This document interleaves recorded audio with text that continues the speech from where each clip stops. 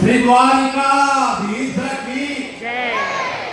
श्री द्वारिकाधीश की आवाज ओछो આવે છે श्री द्वारिकाधीश की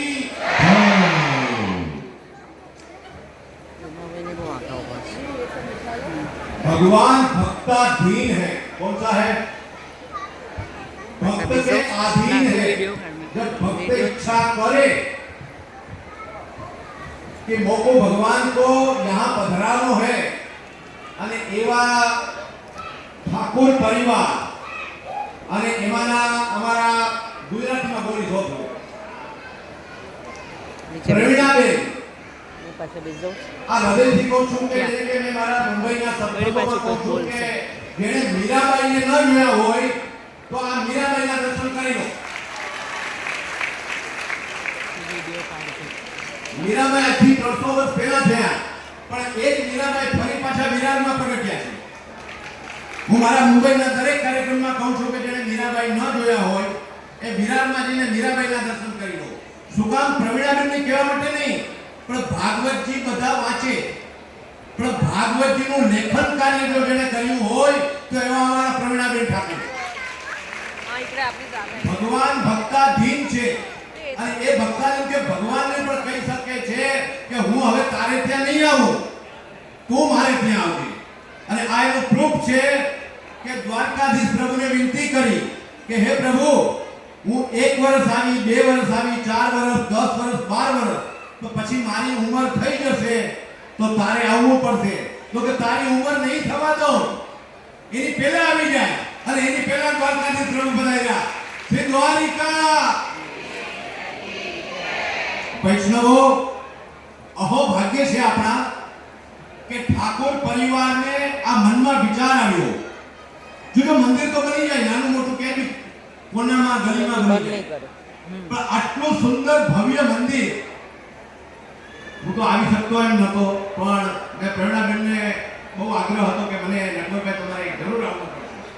હમણાં જ મારું હાર્ટનું ઓપરેશન કર્યું છે છતાં વિરાર છે મારું ઘર છે, બધાને ખબર છે કે વિરારનો કાર્યક્રમ હોય એટલે પહેલા આવી જાવ અને હાર્ટનું ઓપરેશન થયા પછી તરત જ 20 દિવસનો મેં કાર્યક્રમ કર્યો છે અહીંયા શ્રીમદ ગોકુલનો।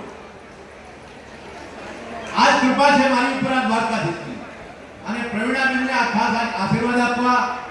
અને બસ પ્રભુના દર્શન કરવા માટે। બાકી હું દ્વારકાધીશના મંદિરની નજીક જ રહું છું, દેશમાં પણ ગુજરાતમાં અને વર્ષોથી ગયો નથી તો મને એમ થયું કે દ્વારકાધીશ કારણ કે અમારા ગામના શેઠ ધ્વજા ચડાવવા માટે અમને લઈ જતા, હવે મને એમ થયું કે ત્યાં તો જઈ ન શકાતું પણ આજે અહીંયા દર્શન કરીને એમ થાય છે કે એ જ દ્વારકાધીશ 100% અહીંયા પધાર્યા છે, એમાં કોઈએ શંકા કુશંકા ન કરવી।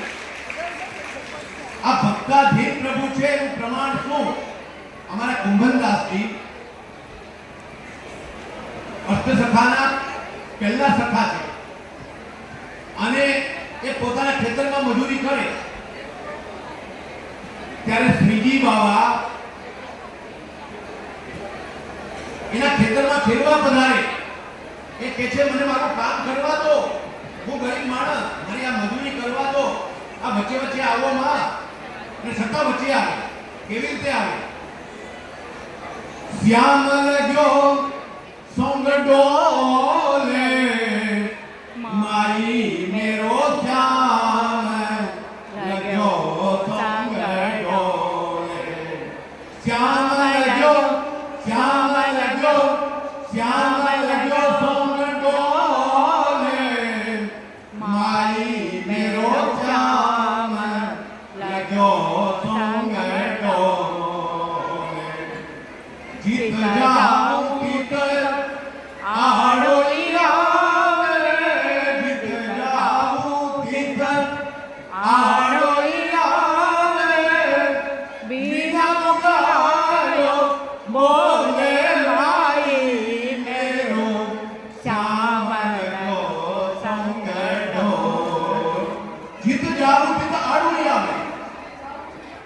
जो जो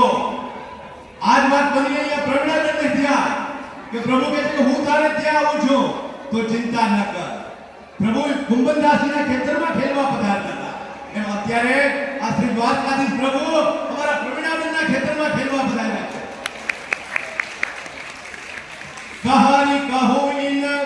લોભી નૈના કહારી કહું ઇન લોભી નૈના બસ કીને બીન મોરે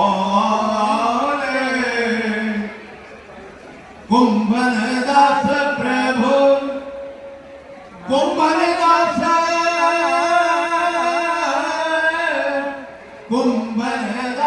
પ્રભુ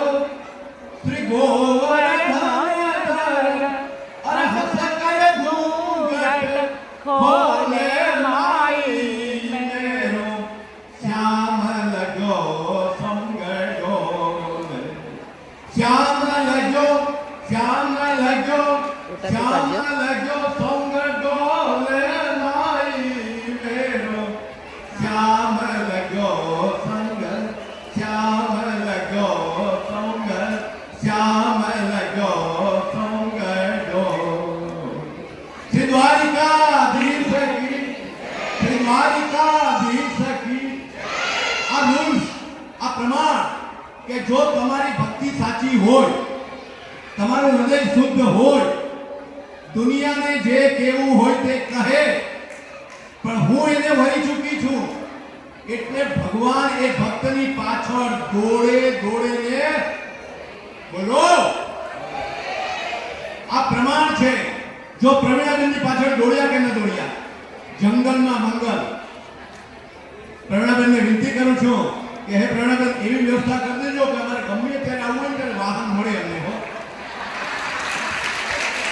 આ હૃદયની વિનંતી કરું કારણ કે આજે આવ્યો ને ત્યારે મને લાગ્યું કેવી રીતે આવશે પાછું દર્શન કરવા માટે એટલે આજે વિનંતી કરું છું નાના અપ્પાજીને વિનંતી કરું છું આપણે કાંઈ વાંધો નહીં કે જે હિતેન્દ્રભાઈને 101% આપણે વિનંતી કરશું કે અમારે દ્વારકાધીશના દર્શન કરવા કેવી રીતે આવવાનું હો કારણ કે બરાબર એકદમ વ્યવસ્થિત વાહનની સગવડ થઈ જાય એટલે ગમે ત્યારે આપણું મન થાય કે ચલો દર્શન કરવા માટે આવી શકાય કે ના આવી શકાય હા કે ના શ્રી દ્વારિકાધીશ કી જય દ્વારિકાધીશ કી જય દ્વારિકાધીશ કી જય વૈષ્ણવો આજે મારા હૃદયથી આખા ઠાકોર પરિવારને પ્રણબેન એકલા નથી આપવા આશીર્વાદો આખા ઠાકોર પરિવારને મારા હૃદયથી આશીર્વાદ આપું છું કે ખૂબ સુંદર કાર્ય કર્યું છે આપે અને આજે વૈષ્ણવ સમાજ ખૂબ આનંદમાં છે કે દ્વારકાધીશ અહીંયા પધરાયા અને સુંદર મજાના આવા કાર્યો પ્રભુની પાસે કરાવે અને કરતા જ રહે ખૂબ ખૂબ આશીર્વાદ बहुत बहुत शुक्रिया नटवर जी और